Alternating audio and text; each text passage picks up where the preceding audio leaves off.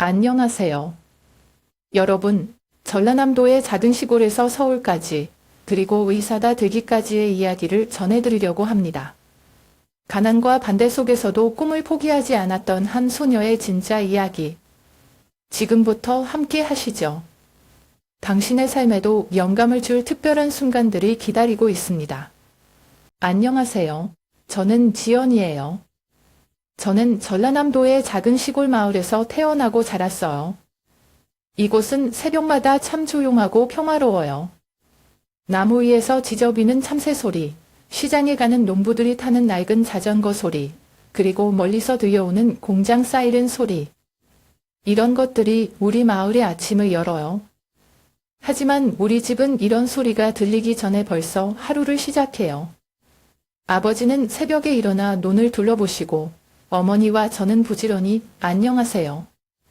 여러분, 전라남도의 작은 시골에서 서울까지, 그리고 의사가 되기까지의 이야기를 전해드리려고 합니다.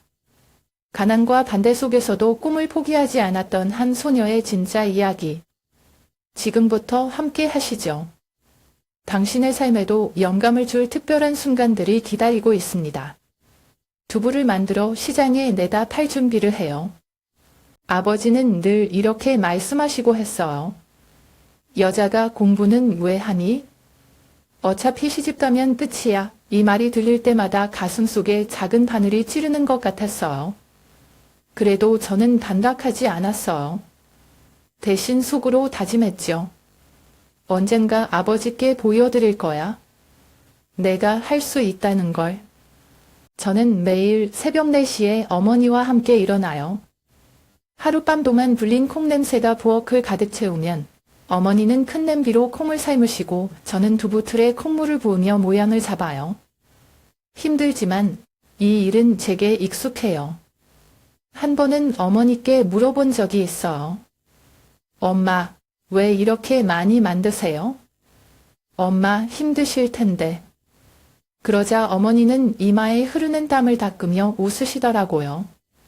지현아, 이렇게 해야 내가 학교에 다닐 돈을 벌 수 있잖니? 그 말을 들었을 때 제 마음이 뭉클했어요.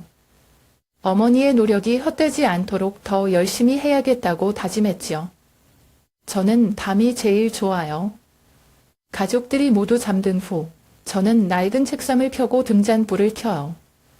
등잔불은 밝지는 않지만 책을 읽고 공부하는 데는 충분했어요. 이 시간만큼은 제가 꿈꾸는 서울이 제게 가까워지는 것 같았거든요. 어느 날 밤 어머니가 제 방문을 열고 말씀하셨어요. 지현아, 밤늦게까지 뭐 하니? 여자가 뭐 하러 이렇게 공부를 하니? 나중에 시집만 잘 가면 되는 거야. 저는 조용히 웃으며 아무 말도 하지 않았어요. 어머니의 말이 틀린 건 아니지만 제 마음속에는 서울로 가고 싶다는 꿈이 불처럼 타오르고 있었거든요. 우리 마을은 작아서 동갑내기 친구가 많지 않아요. 그래도 저에게는 민호라는 특별한 친구가 있어요. 민호는 마을 슈퍼 주인 아저씨의 아들인데 늘 도시에서 가져온 책을 저에게 빌려줬어요. 그 책들은 저에게 새로운 세상을 보여줬지. 어느 날 민호가 제게 물었어요. 지현아, 너는 우리가 여기서 평생 살 거라고 생각해? 저는 잠시 생각하다가 대답했어요. 아니, 난 서울에 갈 거야. 대학에 가서 공부도 하고 좋은 직업도 찾을 거야. 민호는 비웃으며 말했어요.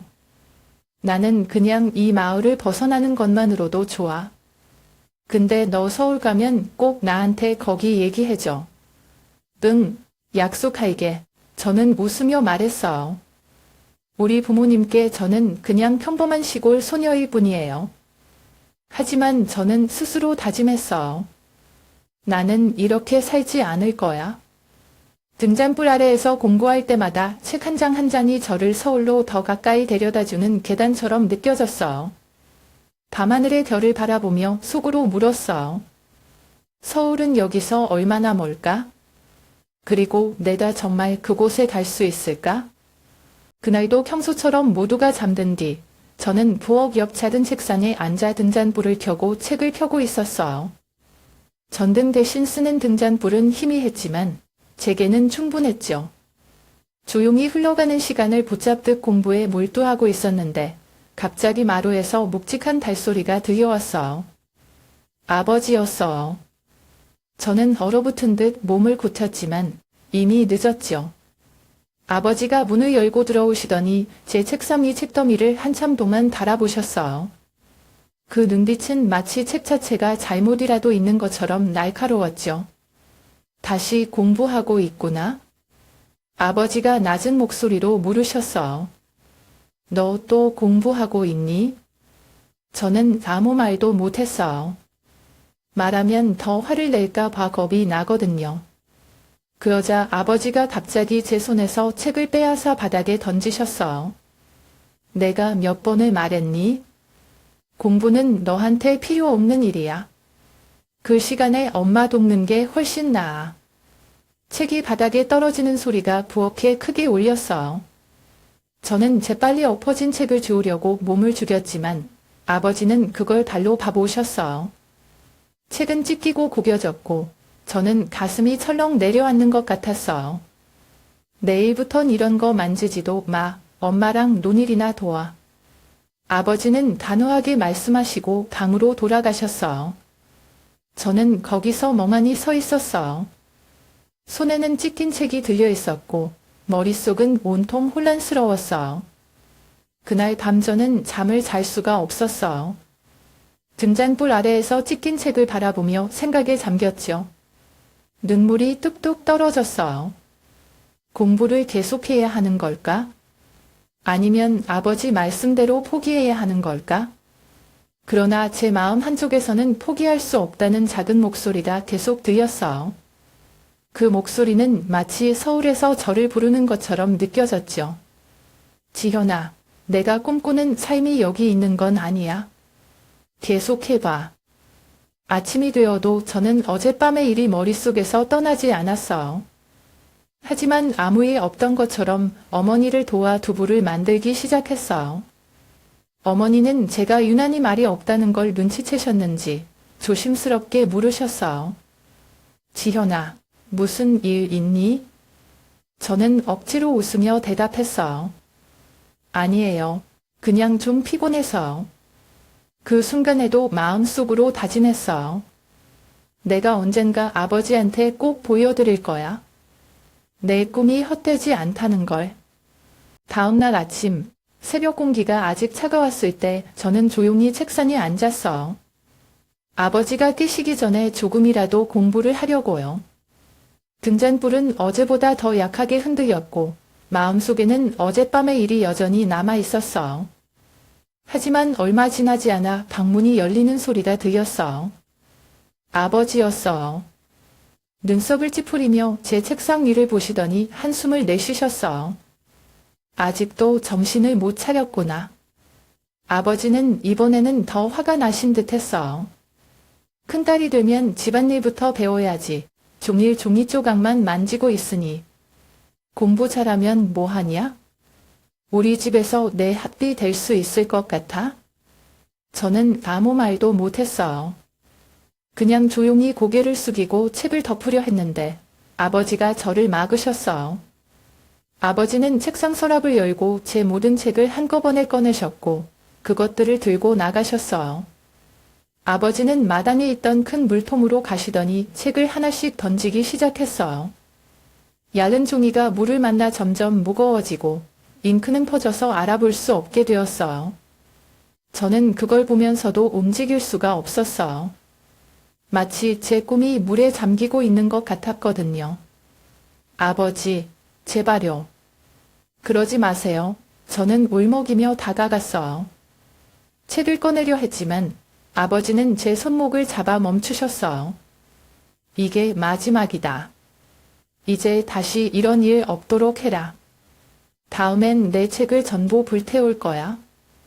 그날 아침 저는 어머니와 함께 두부를 만들면서도 아무 말도 하지 못했어요. 어머니는 제 눈이 붉게 부어있는 걸 보였지만 아무것도 묻지 않으셨어요. 어머니도 아버지의 성격을 잘 아셨거든요. 마음속으로는 여전히 갈등했어요. 정말 이쯤에서 포기해야 할까? 아니면 조금 더 버텨봐야 할까? 하지만 물에 젖어 찢긴 책을 떠올리며 저는 조용히 속으로 결심했어요. 다시 시작할 방법이 분명히 있을 거야. 누가 뭐라고 해도 내가 원하는 길을 포기하지 않을 거야. 그날 이후로 저는 책을 숨겨야만 했어요. 학교에서 받은 교과서나 공책은 마을 친구 민호에게 맡겼어요. 민호는 제 유일한 비밀을 아는 사람이었고 항상 저를 응원해줬어요. 지현아, 내 책은 여기 숨겨놓을 테니까 걱정 마. 너도 언젠가 서울에 갈 수 있을 거야. 민호의 말은 저를 위로해줬고 다시 용기를 주었어요. 그날 밤 저는 아무것도 할 수 없었어요. 아버지가 책을 물통에 던지던 장면이 머릿속에 계속 떠오르고 가슴이 답답했죠. 침대에 누워 있었지만 잠이 오지 않았어요.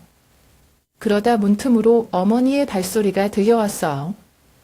어머니는 조용히 문을 열고 들어오셔서 제 옆에 앉으셨어요.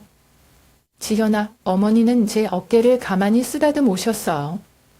그 손길에 저는 참았던 눈물이 쏟아졌어요. 엄마, 왜 아버지는 제 꿈을 이해하지 못하세요? 저는 울먹이며 물었어요. 어머니는 잠시 말없이 앉아 계셨다가 깊은 한숨을 쉬셨어요.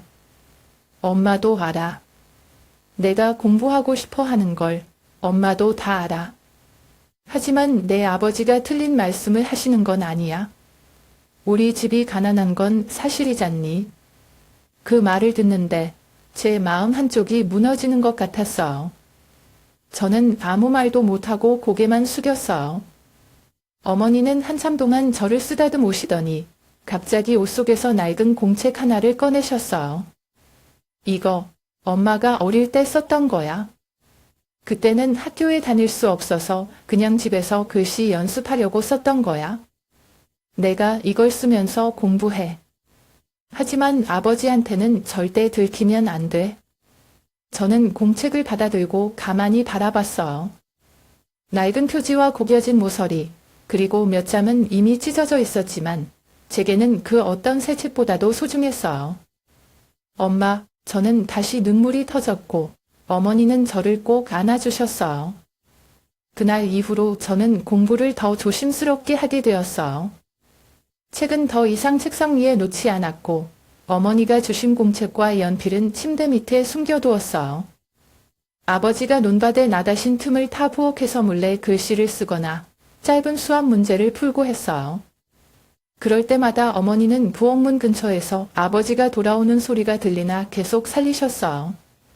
조금만 더 하고 얼른 정리해라. 어머니는 늘 작은 목소리로 말했어요.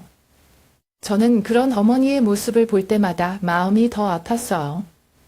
공책은 점점 글씨로 채워졌고 한 장 한 잔이 저에게는 희망과 같았어요. 가끔 공책을 넘기며 제가 쓴 글씨들을 보면 조금씩 제 꿈에 가까워지고 있는 기분이 들었어요. 내가 포기하지 않으면 언젠가 서울에 갈 수 있을 거야. 저는 스스로에게 계속 다짐했어요.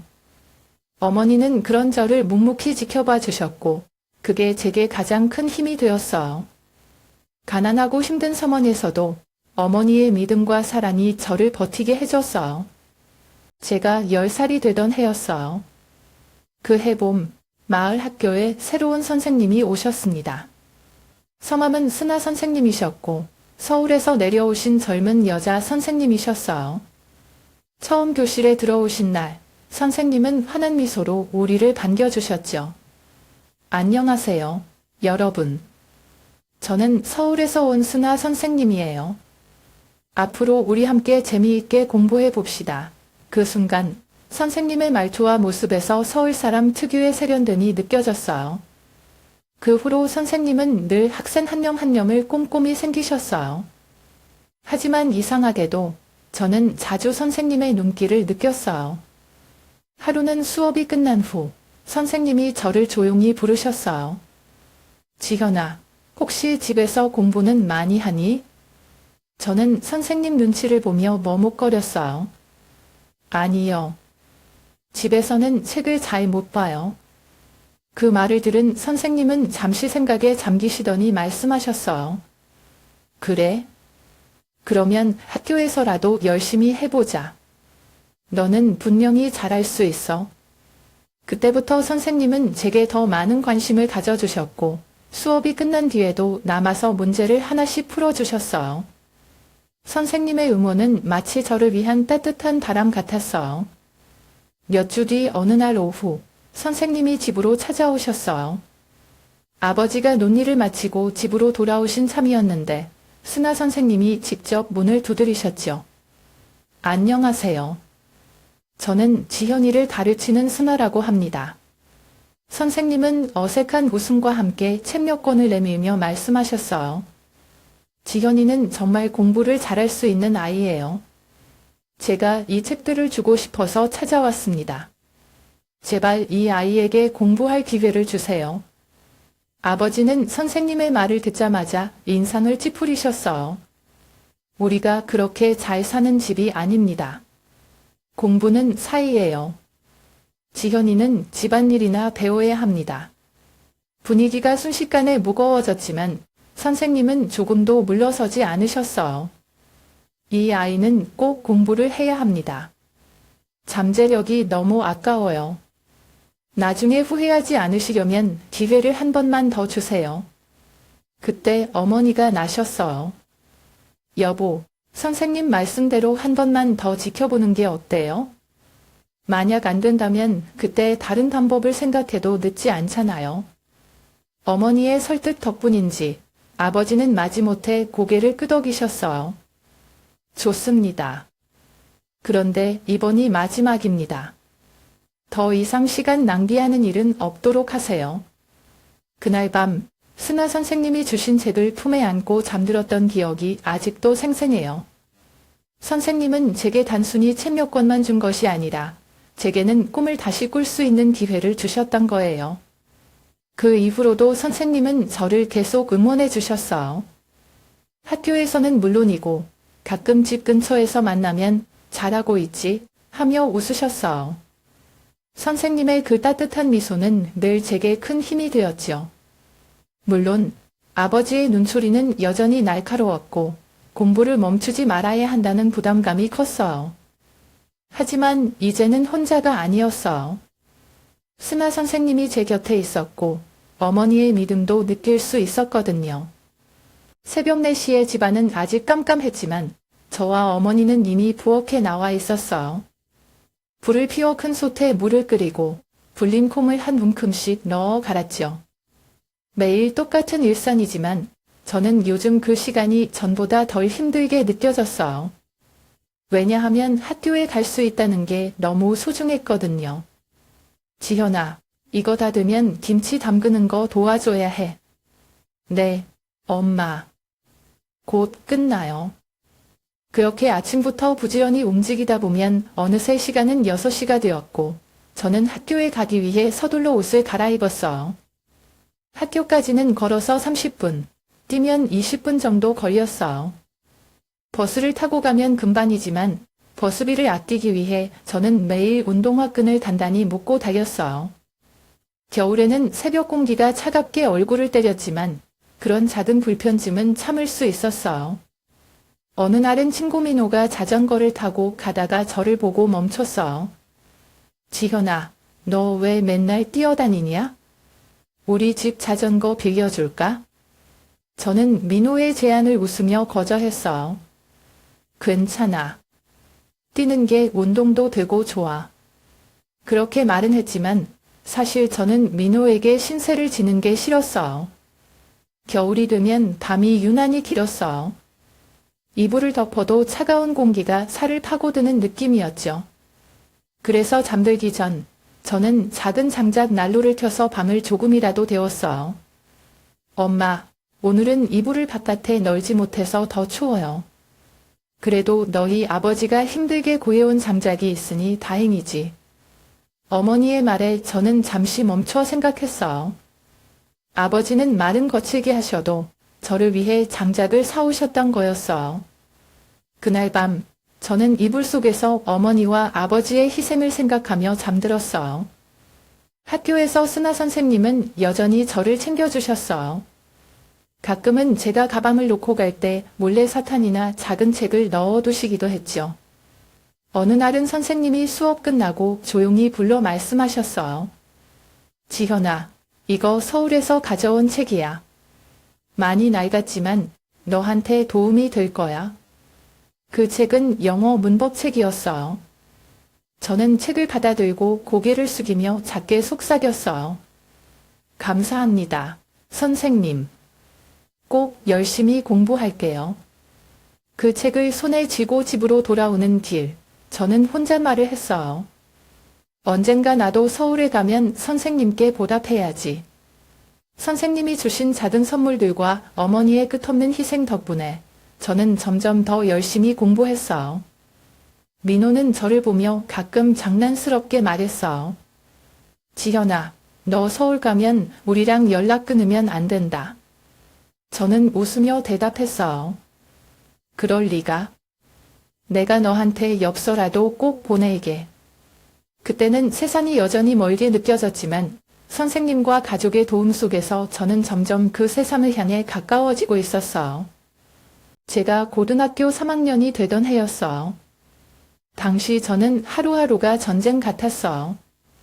새벽에는 두부를 만들고 학교에 가서는 수업과 자습, 그리고 밤에는 다시 집에서 공부를 이어갔죠. 그런 노력이 결실을 맺은 순간 저는 믿기지 않을 정도로 기뻤어요. 서울의 의과대학 합격 통지서를 받아들고 저는 어머니께 달려가 말씀드렸어요. 엄마, 저 합격했어요. 서울의대요. 어머니는 잠시 말을 잇지 못하고 눈물을 글썽 이었어요. 우리 지현이가 드디어 해냈구나. 하지만 기쁨은 오래가지 않았어요. 아버지가 이 소식을 들으시고는 얼굴이 어두워지셨어요. 아버지는 논에서 일을 마치고 들어오시자마자 말씀하셨어요. 서울, 내가 가서 뭘 하겠다는 거냐? 우리 집 형편 알면서 그런 소리를 하냐? 저는 차분히 대답하여 했어요. 아버지, 제가 열심히 공부해서 의사가 되면. 그런데 아버지는 제 말을 끊으며 소리를 지르셨어요. 의사. 그런 헛된 꿈으로 집안을 말아먹을 생각이냐? 돈도 없으면서. 그 순간 저는 너무 답답하고 억울했어요. 아버지께 아무리 제 꿈을 이야기해도 아버지는 끝까지 고개를 저으셨어요. 서울 같은 도시는 시골 사람을 위해 있지 않아. 그냥 여기서 엄마랑 논밭이나 돌봐. 아버지의 강한 반대 속에서 저는 고민에 빠졌어요. 그때마다 떠오른 생각은 집을 떠나는 거였어요. 하지만 그마저도 쉽지 않았어요. 그런데 어느 비 오는 밤, 스나 선생님이 갑자기 집에 찾아오셨어요. 젖은 우산을 접으며 들어오시는 모습에 저는 깜짝 놀랐어요. 선생님, 여기까지 왜 오셨어요? 선생님은 조용히 웃으시며 말씀하셨어요. 지현아, 내가 포기하면 안 될 것 같아서. 선생님은 아버지와 마주 앉으셨어요. 아버님, 제가 오늘 드릴 말씀이 있어서 왔습니다. 지현이는 정말 특별한 아이예요. 이 아이가 서울에서 공부를 하면 반드시 성공할 겁니다. 제가 제 모든 것을 걸고 믿습니다. 그러면서 선생님은 자신의 적은 통장을 내미셨어요. 이건 제가 조금씩 모은 돈입니다. 부족하겠지만 첫 학기 등록금으로 써주세요. 아버지는 여전히 고개를 흔드셨지만 선생님의 단호한 눈빛 앞에서 한참 말을 잇지 못하셨어요. 어머니도 조용히 아버지 곁에 앉아 말씀하셨어요. 여보, 지현이에게 한 번 기회를 줘봅시다. 우리 딸이 얼마나 열심히 하는지 잘 알잖아요. 결국 아버지는 마지못해 고개를 끄덕이셨어요. 좋다. 하지만 만약 실패하면 돌아와서 집안일이나 거들어라. 그때는 더 이상 봐주지 않겠다. 서울로 가는 날, 저는 아침부터 마음이 복잡했어요. 버스 정류장에는 친구들과 마을 사람들이 나와 배웅해 주었어요. 민호는 장난스러운 목소리로 말했어요. 지현아, 서울 가면 우리 같은 시골 사람들 잊지 마라. 저는 웃으며 대답했어요. 그럴 리가 있니? 내가 서울에서 편지 쓸게. 어머니는 마지막 순간 제 손에 작은 보자기를 쥐어주셨어요. 지현아, 여기 내가 좋아하는 장조림이야. 힘들 때 먹고 기운 내라. 보자기를 품에 안고 버스에 올라타는 순간 저는 창밖으로 손을 흔들며 속으로 다짐했어요. 이 기회를 절대 놓치지 않을 거야. 꼭 성공해서 돌아올게. 제가 서울역에 처음 도착했을 때 눈앞에 펼쳐진 풍경은 정말 놀라웠어요. 수많은 네온사인과 하늘을 찌를 듯한 빌딩들, 그리고 바쁘게 움직이는 사람들까지. 전혀 익숙하지 않은 모습들이었죠. 하지만 그 설렘도 잠시, 제가 도착한 월세방은 생각보다 훨씬 작고 낡았어요. 창문 밖으로는 지하철이 지나갈 때마다 덜컹거리는 소리가 들렸고, 밤에는 옆집에서 들리는 소음과 거리의 취객 소리가 끊이질 않았어요. 이곳에서 정말 살아갈 수 있을까? 라는 걱정이 저를 가득 채웠어요. 서울에서의 대학 생활은 상상보다 훨씬 힘들었어요. 아침 7시에 일어나 지하철로 학교를 가고, 강의가 끝난 후에는 곧바로 아르바이트를 하러 가야 했어요. 제가 일하는 곳은 작은 카페였는데 하루 종일 서서 일하다 보면 다리가 퉁퉁 부을 정도였어요. 카페 사장님은 가끔 따뜻하게 대해주시기도 했지만 손님들 중에는 까다로운 분들도 많았어요. 이거 주문 잘못 나왔잖아 라는 말을 들으면 눈물이 날 것 같았지만 저는 억지로 미소를 지으며 사과했어요. 집에 돌아오면 11시가 넘었고 그때부터 숙제를 하고 공부를 시작했어요. 피곤함에 잠들 때도 많았지만 이 길이 내가 선택한 길이야.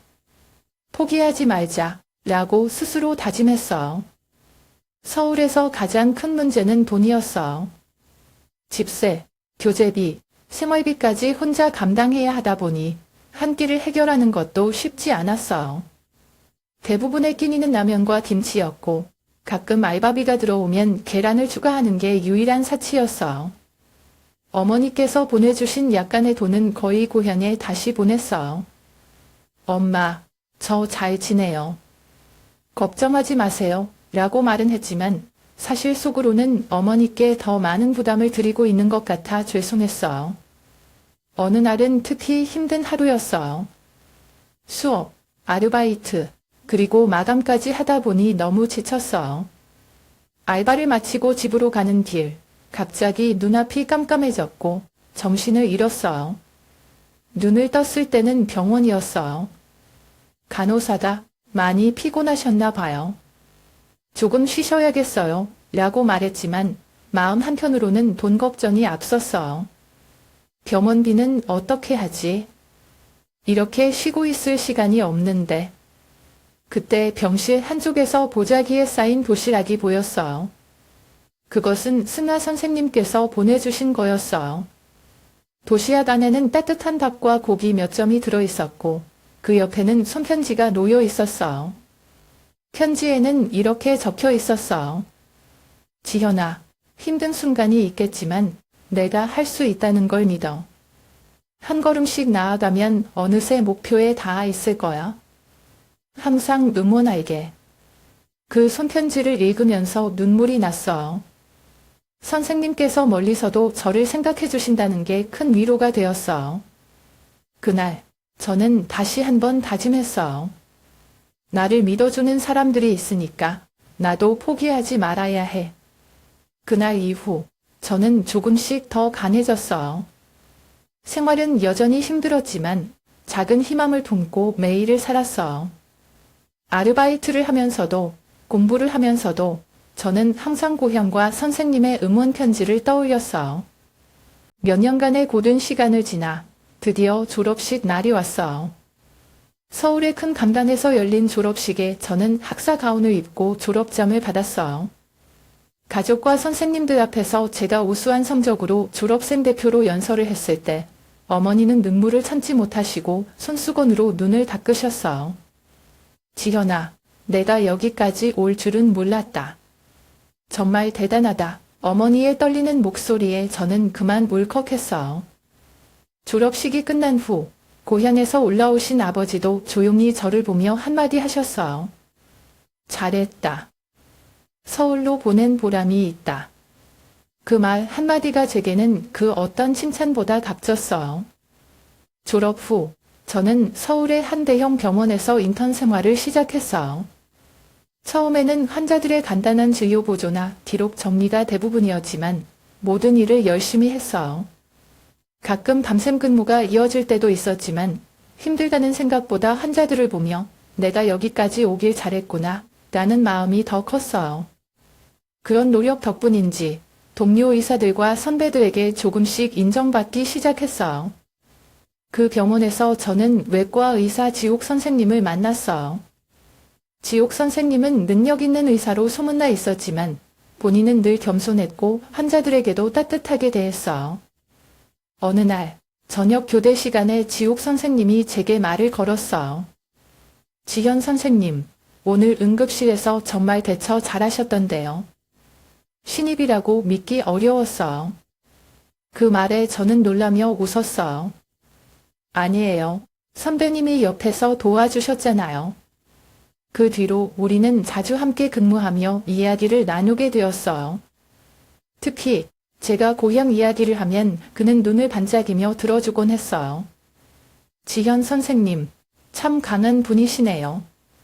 그 어려운 상황에서 이렇게까지 오다니 정말 대단합니다. 지옥 선생님과 함께 일하면서 우리는 점점 더 가까워졌어요. 그는 단순히 좋은 동료가 아니라 제가 힘들 때마다 옆에서 조용히 응원해주는 사람이었어요.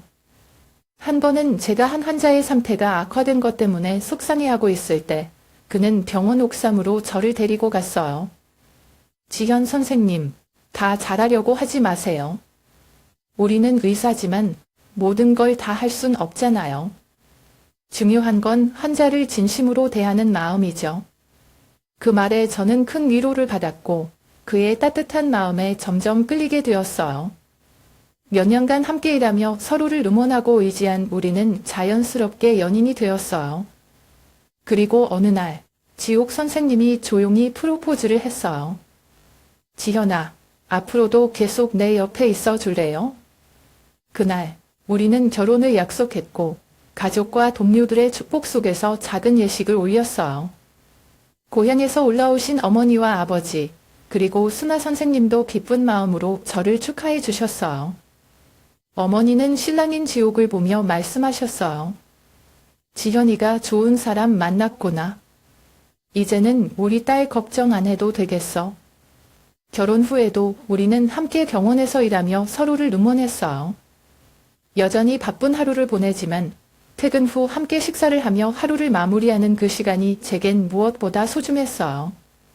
가끔씩 고향에 내려가 부모님을 뵐 때면 어머니는 늘 말씀하세요. 지현아, 너를 보면서 사람은 꿈을 잃지 않아야 한다는 걸 배웠어. 결혼 후의 생활은 정말 아팠지만 그만큼 행복도 컸어요. 저는 내과에서, 지옥은 외과에서 일하며 하루 대부분을 병원에서 보냈죠. 하지만 집에 돌아오면 서로의 얼굴을 보며 피곤함도 잊었어요. 지현아, 오늘은 어땠어? 힘든 일 없었어? 응, 조금 아팠지만 괜찮아. 지옥 씨는? 점심은 제대로 먹었어? 이런 짧은 대화들이 하루의 마무리를 따뜻하게 만들어줬어요. 주말에는 둘 다 병원 스케줄을 조정해 가급적 함께 시간을 보내려고 노력했어요. 아침에 시장을 보러 가거나 집 근처 공원을 산책하며 미래에 대해 이야기를 나눴죠. 결혼한 지 1년쯤 되었을 때 저는 큰 기쁨과 함께 새로운 책임감을 느꼈어요. 바로 딸 은하가 태어난 거였죠. 은하가 태어난 날, 지옥은 분만실 밖에서 계속 제 손을 잡고 있었어요. 지현아, 조금만 더 힘내. 우리 은하 만나야지. 그의 응원 덕분에 저는 조금 더 힘을 낼 수 있었고 그렇게 우리 가족의 첫 아기가 세상에 나왔어요. 처음 은하를 품에 안았을 때 저는 정말 믿기지 않았어요. 작은 손, 부드러운 피부, 그리고 세상에서 제일 사랑스러운 얼굴. 우리 은하, 너는 꼭 하늘의 별처럼 빛나는 사람이 될 거야. 은하가 태어난 후 우리 부부의 일상은 더 바빠졌어요. 낮에는 병원에서 환자를 돌보고 밤에는 집에 와서 은하를 돌봤죠. 지옥 씨, 오늘 은하는 내가 재울게. 당신은 좀 쉬어. 아니야, 내가 할게. 당신도 하루 종일 힘들었잖아.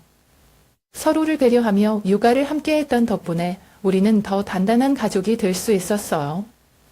그리고 은하가 자라면서 우리에게 웃음을 선물해줬죠. 어느 날은 은하가 첫걸음을 뗐을 때 우리는 감격해서 눈물을 흘렸어요. 지현아, 봐봐. 은하가 걸었어. 은하야, 정말 잘했어. 우리 딸 최고야. 은하가 조금 더 자라면서 우리는 그녀가 스스로 꿈을 찾고 도전할 수 있도록 격려했어요. 은하야, 내가 하고 싶은 게 있다면 언제든 엄마, 아빠한테 말해. 근데 나중에 엄마처럼 환자를 돕는 사람이 되고 싶어. 그 말을 들을 때마다 저는 뿌듯하면서도 책임감을 느꼈어요. 단지 꿈을 꾸는 것뿐 아니라 은하가 노력과 인내의 가치를 알도록 가르쳐야 했으니까요. 우리는 은하가 세상을 이해하고 다른 사람들을 배려하는 아이로 자라길 바랐어요. 그래서 주말에는 함께 자원봉사를 다니기도 했어요. 은하는 작은 손으로 꾸준히 일을 도우며 자연스럽게 따뜻한 마음을 배우기 시작했어요. 우리 가족의 하루는 여전히 분주하지만 그 안에서 함께하는 시간이 가장 소중했어요. 퇴근 후 셋이 거실에 모여 앉아 책을 읽거나 이야기를 나누는 시간이 하루 중 가장 행복한 순간이었죠. 은하야, 오늘 학교에서 무슨 일이 있었어? 엄마, 오늘 친구랑 같이 그림 그렸는데 선생님이 칭찬해 주셨어요. 그렇게 웃고 떠들다 보면 하루의 피로가 말끔히 사라졌어요. 은하가 점점 자라는 모습을 보면서 저는 가끔 고현에서의 제 어린 시절을 떠올렸어요. 내가 이렇게 행복한 가정을 가질 수 있을 줄은 정말 몰랐어. 지옥은 그런 저를 보며 말했어요. 지현아, 당신이 노력해서 얻은 행복이잖아. 우리 은하도 분명 당신처럼 멋진 사람이 될 거야. 결혼한 지 20년이 흐르고 제 삶은 서울에서 안정적으로 자리 잡았어요. 병원에서는 중견의사로 인정받고 은하도 이제 대학교를 졸업하고 자신의 길을 걸어가고 있었어요. 엄마, 나 요즘 병원 실습 재미있어. 환자들하고 소통하는 게 생각보다 어렵지만 보람 있어. 그래? 은하야, 내가 잘하고 있을 줄 알았어. 근데 건강은 챙기면서 해. 그렇게 우리는 여전히 서로를 응원하며 하루하루를 보내고 있었어요. 그런데 어느 날, 은하가 점점 뭔가를 숨기고 있다는 느낌을 받기 시작했어요. 어느 날 저녁, 은하가 집에 늦게 들어왔어요. 평소보다 밝아 보이는 그녀의 표정에 저는 궁금해서 물었죠. 은하야, 무슨 좋은 일 있어? 아, 그냥. 특별한 건 없고. 근데 엄마 병원에 있는 서준 선대 알아? 서준이라는 이름은 처음 들어봤어요. 하지만 은하가 이야기를 꺼내는 방식이 뭔가 특별했죠. 그녀는 서준이 얼마나 열심히 일하고 똑똑한 사람인지, 그리고 자기에게 얼마나 다정한지에 대해 이야기했어요.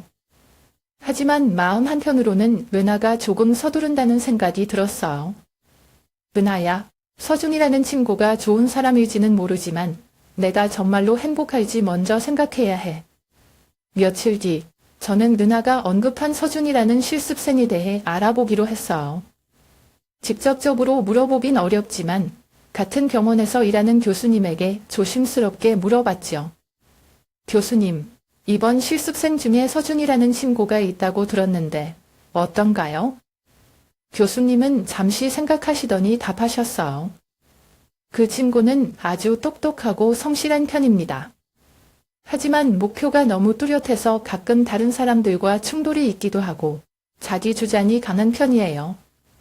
그 말을 듣고 저는 은하가 서준과 사귀는 것을 더 이상 묵과할 수 없다고 판단했어요. 그날 집에 돌아온 은하에게 말했죠. 은하야, 서준이라는 친구와는 거리를 두는 게 좋을 것 같아. 너무 다혈질인 사람은 너한테 상처를 줄 수 있어. 하지만 은하는 제 말을 듣지 않았어요. 엄마, 서준 선배는 그런 사람이 아니야. 시간이 지나면 엄마도 이해할 거야. 시간이 지나도 은하와 서준은 계속 만났고 저는 점점 더 걱정이 커졌어요. 그러던 어느 날 은하가 집에서 실수로 가방을 떨어뜨렸고 안에서 은색 팔찌 하나가 나왔어요. 그 팔찌를 보는 순간 저는 심장이 멎는 것 같았어요. 너무나 익숙한 디자인과 모양. 그건 제게 특별했던 승아 선생님의 팔찌와 똑같았어요. 은하야, 이 팔찌 어디서 난 거니? 은하는 당황하며 대답했어요. 서준 선배가 줬어요. 왜요? 그 팔찌는 승아 선생님이 제게 보여주시며 말씀하셨던 게 떠올랐어요. 이 팔찌는 내 아버지가 돌아가시기 전에 주신 거야. 내게는 가장 소중한 물건이야. 어떻게 승아 선생님의 팔찌가 서준에게 갔는지 이해할 수 없었어요. 은하에게 더 묻고 싶었지만 그녀가 놀랄까 봐 일단 멈췄어요. 그날 밤 저는 혼자 승아 선생님과의 옛 추억을 떠올리며 고민했어요. 서준이라는 친구가 왜 그 팔찌를 가지고 있는지, 그리고 그가 승아 선생님과 어떤 연관이 있는지 밝혀야겠다고 결심했어요. 다음 날 저는 은하에게 물었어요. 은하야, 엄마가 서준 선배를 한번 직접 만나보고 싶어. 괜찮니? 그녀는 잠시 망설였지만 결국 동의했어요. 저는 그녀의 남자친구를 직접 만나기로 했어요. 마음 한편으로는 긴장이 들지만 은하를 위해서라도 서준이라는 청년을 직접 알아봐야겠다고 생각했어요. 약속한 날 은하와 함께 병원 근처의 카페에 갔어요. 은하는 살짝 불안한 표정을 지으며 말했죠. 엄마, 너무 깐깐하게 보지 말아주세요.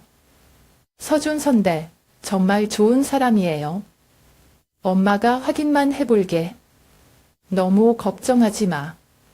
잠시 후 문을 열고 들어온 서준을 보는 순간 저는 숨이 턱 막혔어요. 그가 바로 제가 병원에서 알고 있던 실습생이 있으니까요. 서준은 조금 긴장한 듯 보였지만 곧 단정하게 인사하며 자리에 앉았어요. 안녕하세요, 선생님. 이렇게 뵙게 될 줄은 몰랐습니다. 저는 최대한 감정을 숨기고 차분히 물었어요. 서준 씨, 혹시 이 팔찌에 대해 이야기해 줄 수 있나요? 이게 어떻게 서준 씨 손에 들어왔는지 궁금해서요. 서준은 당황한 표정을 지었지만 솔직하게 대답했어요. 이건 저희 할머니께서 주신 거예요. 어릴 때부터 할머니께서 제게 소중하게 간직하라고 하셨습니다. 그 말을 듣는 순간 저는 확신했어요. 그의 할머니는 분명히 승아 선생님일 거라고요. 그래서 저는 직접 만나 뵙고 싶다고 요청했어요. 할머니를 만나 뵐 수 있을까요?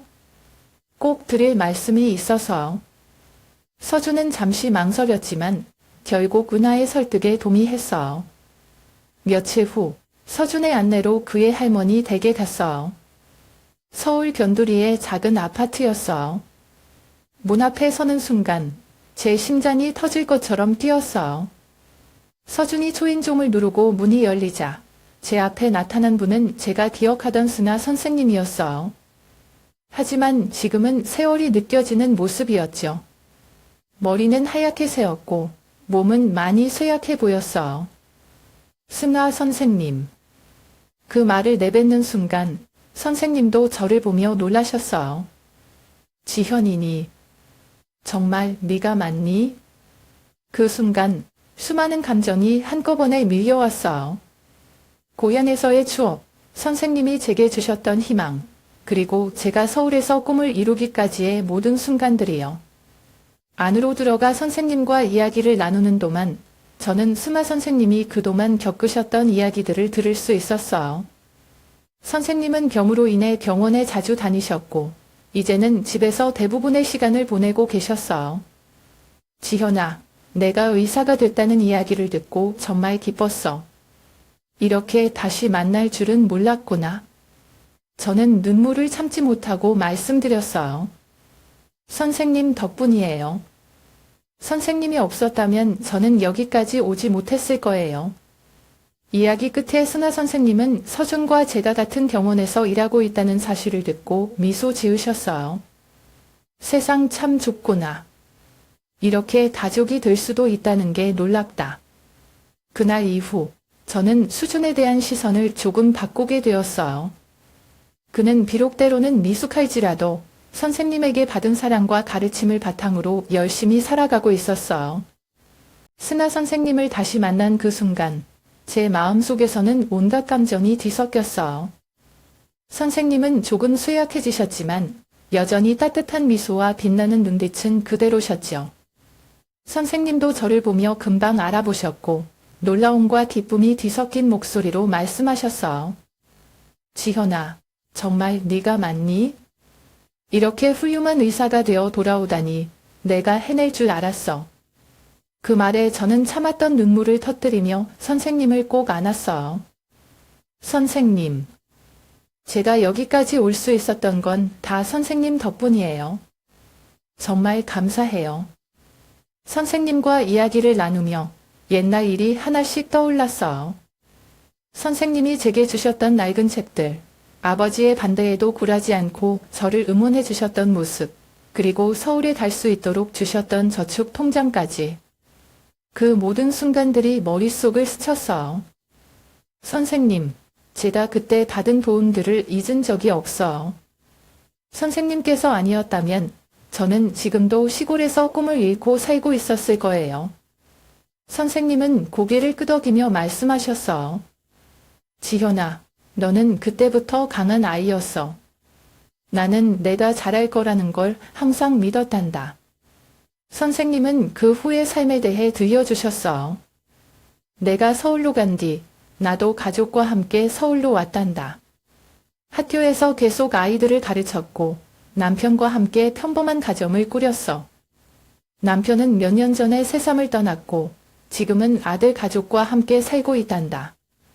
그 말을 들으면서 선생님이 가족과 함께했던 행복한 순간들과 지금 홀로 투병 중이라는 현실이 교차하며 가슴이 아팠어요. 그리고 너도 알겠지만 내 손자 서준이가 병원 실습생이야. 너희가 이렇게 얽히게 될 줄은 정말 몰랐다. 그제야 저는 모든 퍼즐이 맞춰지는 것 같았어요. 제가 반대했던 은하의 남자친구가 선생님의 손자라니 운명이란 참 신기했어요. 선생님과의 대화를 나누며 저는 서준에 대한 생각을 다시 하게 되었어요. 선생님, 서준이 좋은 사람이겠죠? 저는 은하를 위해 조금 걱정이 됐거든요. 선생님은 미소를 지으며 말씀하셨어요. 서준이는 열심히 살고 있어. 때로는 욕심이 앞설 때도 있지만 너처럼 강한 마음을 가진 아이야. 내가 이해하고 지켜봐 준다면 그 아이도 더 성숙해질 거야. 그 말을 들으며 저는 선생님의 판단을 믿기로 했어요. 그리고 은하와 서준이 함께할 미래를 응원해야겠다는 생각이 들었죠. 스나 선생님과의 대화를 나눈 뒤 집으로 돌아오는 길, 제 마음속에는 여러 감정이 교차했어요. 서준의 부족한 면만 보려고 했던 제 자신이 부끄럽기도 했고 선생님이 저를 믿어주셨던 기억이 다시 떠올랐어요. 선생님이 그때 나를 포기하지 않으셨던 것처럼 나도 은하와 서준을 믿어줘야 하지 않을까? 그 생각이 떠오르자 저는 더 이상 그들의 관계를 반대할 이유가 없다는 걸 깨달았어요. 며칠 후 저녁 식사 자리에서 저는 은하와 진지하게 이야기를 나눴어요. 은하야, 엄마가 생각이 바뀌었어. 서준 선배와의 관계를 더 이상 반대하지 않을게. 은하는 놀란 얼굴로 저를 쳐다보더니 밝게 웃으며 말했어요. 정말요? 엄마, 감사합니다. 저 꼭 잘할게요. 옆에서 듣고 있던 지옥도 고개를 끄덕이며 말했어요. 지현아, 우리도 은하를 믿어보자. 아이들은 스스로 배우고 성장하는 법이니까. 그 말에 저는 다시 한번 용기를 얻었어요. 지옥과 제가 함께 이 결점을 지켜줄 수 있다는 믿음이 생겼죠. 며칠 후 저는 서준을 따로 불러 이야기를 나눴어요. 서준 씨, 솔직히 말하면 처음에는 서준 씨를 걱정했어요. 하지만 선생님 덕분에 다시 생각하게 됐어요. 서준은 진지한 표정으로 제 말을 들으며 고개를 숙였어요. 선생님, 저도 부족한 점이 많다는 걸 알아요. 하지만 은하를 정말 진심으로 아끼고 있어요. 앞으로도 더 성숙한 사람이 되도록 노력하겠습니다. 그의 진심 어린 말에 저는 미소 지으며 말했어요. 서준 씨, 내가 바라는 건 하나예요.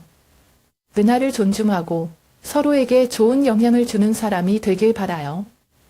서준은 고개를 끄덕이며 단호히 대답했어요. 그렇게 하겠습니다, 선생님. 그 후로 저는 은하와 서준뿐만 아니라 스마 선생님과도 자주 시간을 보냈어요. 선생님께서는 여전히 따뜻한 말로 저를 격려하셨고, 제가 은하와 서준을 더 잘 이해할 수 있도록 조언해 주셨어요. 지현아, 사람은 누구나 완벽하지 않아. 내가 그때 그랬던 것처럼 아이들도 실수를 통해 배우고 성장한다. LCK. 내가 할 수 있는 건 그 과정을 지켜보고 믿어주는 거야. 그 말씀은 제게 큰 힘이 되었고, 제가 은하와 서준을 대하는 방식에도 많은 변화를 가져왔어요. 시간이 지나면서 저는 서준이 조금씩 성장하는 모습을 보게 되었어요. 그는 더 성숙하고 겸손하게 행동하려고 노력했고, 은하와의 관계에서도 서로를 배려하는 모습이 자주 보였어요. 어느 날 은하가 웃으며 말했어요. 엄마, 서준 선배가 요즘 많이 변했어요. 엄마가 저희를 믿어주신 덕분이에요. 그 말을 듣는 순간 저는 선생님께서 제게 베풀어 주셨던 사랑과 신뢰가 은하에게도 전해졌다는 걸 느꼈어요. 이 모든 경험을 통해 저는 사랑과 용서가 얼마나 중요한지 다시 한번 깨달았어요. 과거에 제가 스마 선생님께 받은 그 따뜻함과 지지 덕분에 지금의 제가 있는 것처럼 은하와 서준도 그들을 믿어주는 환경 속에서 더 나은 사람이 될 수 있을 거라고 확신했어요. 은하야, 사랑은 서로의 부족한 점을 받아들이고 함께 성장해가는 거야. 엄마는 내가 그렇게 배워나가길 바래. 그 말에 은하는 환하게 웃으며 대답했어요. 엄마, 저도 그렇게 할게요. 정말 고마워요.